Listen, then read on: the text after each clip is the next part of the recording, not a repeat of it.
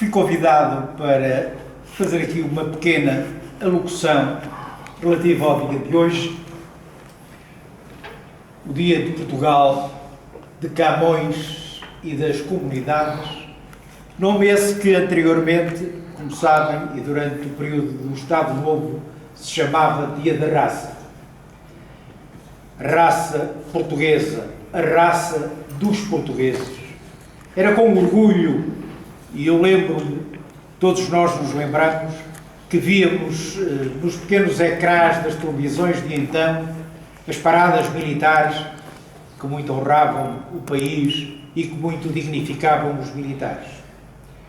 Hoje, por razões desconhecidas, mas que nós percebemos porque procuramos perceber, a verdade é que essas paradas desapareceram, deixou de haver o orgulho do país, deixou de haver o patriotismo que nos era tão querido e para o qual nós próprios demos a vida na defesa daquilo que era o território nacional. Lembrei-me quando o Sr. Padre dizia a missa e lembrava que hoje também era o dia do Anjo de Portugal. Eu direi que o Anjo de Portugal não foi diretamente Deus que nos mandou. Não é uma crítica histórica ao Sr. Padre, mas é uma crítica que eu entendo dever fazer. Não foi Deus que mandou o Anjo de Portugal. Foi o rei Dom Manuel I, que se dirigiu então ao Papa Júlio II e pediu que abençoasse Portugal através de um anjo. E foi assim que o Papa concedeu a Portugal o anjo da guarda de Portugal. Isto vem a propósito, se nos lembrarmos, que durante o século passado, para além dos descobrimentos a quem espalhamos o mundo ao mundo, 2/3 do mundo, os portugueses chegaram lá, foram lá, espalhando a fé, o império e a razão. Mas, de facto, no século passado, as coisas inverteram-se todas. Inverteram-se logo no início do século com a Primeira Guerra Mundial, que custou qualquer coisa como 10 milhões de mortos, sendo desses 10 milhões, 10 mil portugueses, 10 mil soldados portugueses, valentes soldados portugueses, que combateram designadamente na célebre Batalha de Lalis, e em que foi criado, ou apareceu, um herói que todos nós nos lembramos, o soldado Milhais, que o comandante da brigada inglesa acabou por lhe chamar o soldado Milhões, nome pelo qual ele ficou na história. Ele também acabou por ser o soldado mais condecorado de Portugal e recebeu, na altura, a homenagem máxima que se pode prestar a um soldado, foi a Torre Espada.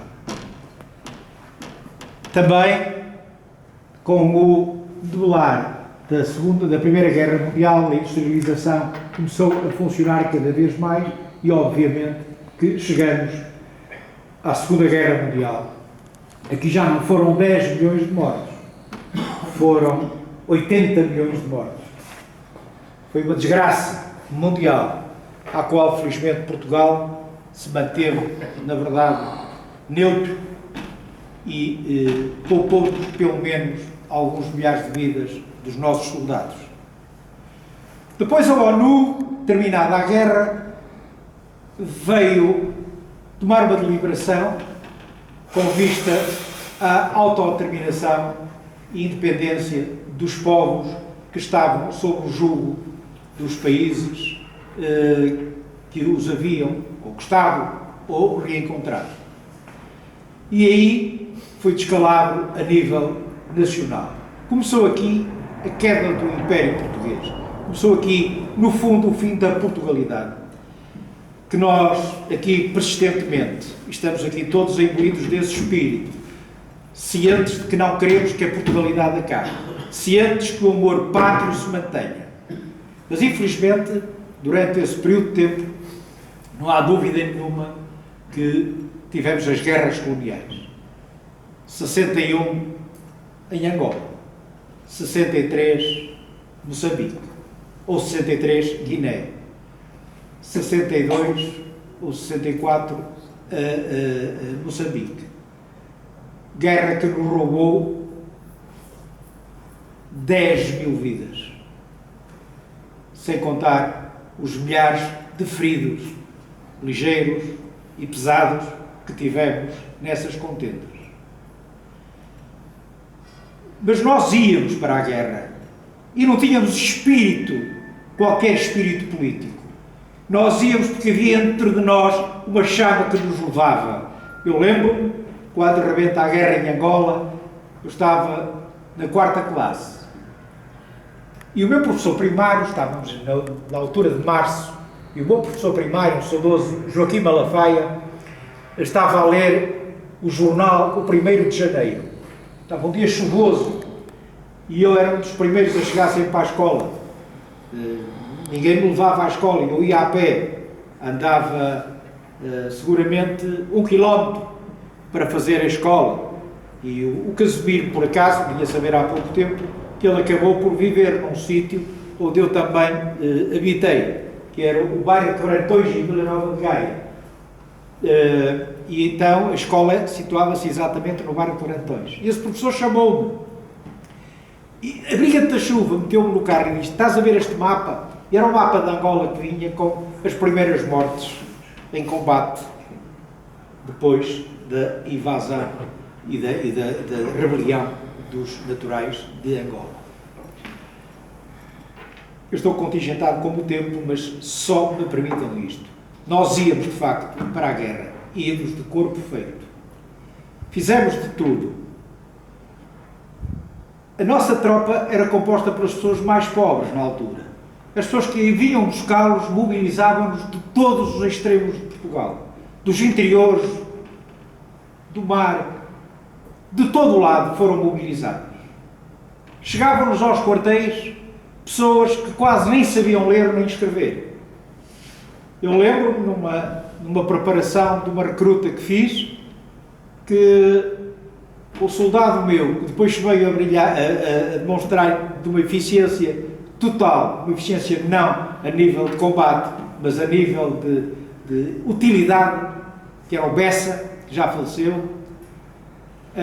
O Bessa era um homem que não estava preparado para nada, um homem estrambulhado. Quando se pedia para ele saltar a vala, que vocês se lembram que havia 3 valas, de 1 metro, 2 metros, 3 metros, e quando ele chegava à primeira vala, e parava e voltava para trás. Mas era preciso que ele passasse a vala para não ser considerado básico. E quando eu chegava, o Bessa salta! E o Bessa parava. O Bessa salta! E ele mira-se para mim e diz: se eu tivesse os estudos também saltava. Isto só para caracterizar, digamos, as pessoas que estavam e que integravam o nosso exército. Esse homem foi muito útil, foi o nosso padeiro, foi aquele que nos deu a alimentação, que garantiu, debaixo de esforço de suor e de lágrimas, que nos garantiu a alimentação no quartel. Foi ele que inventou a farinha, não foi como o Portojo que inventou o bolinho de bacalhau de Tatió, mas inventou a farinha. E, portanto, estivemos ali, e durante o tempo que estivemos na tropa, nós éramos mobilizados. E tem graça que, curiosamente, nós saímos dos quartéis à noite, metiam-nos nos comboios, levavam-nos para Lisboa e depois metiam-nos nos barcos logo possível e levavam-nos. Normalmente estas viagens eram sempre feitas às escuras, não sei com medo de quê, mas nós estávamos lá.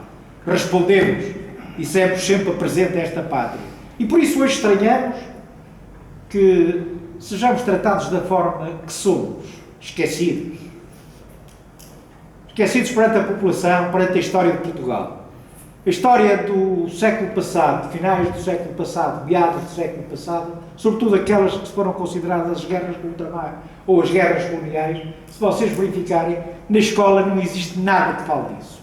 Nada. Vale-nos a nós, a alguns voluntários, que de quando em vez vão fazer umas visitas às escolas para relembrar aos meninos que houve uma geração que se sacrificou pela pátria, que estes indivíduos de agora pretendem destruir. E por isso nós dizemos não. Não deixamos que destruam. Que destruam o nosso amor pátrio, o nosso patriotismo e o nosso valor, que na verdade por ele sempre lutamos. Por isso, viva Portugal! Viva Portugal! Viva Portugal!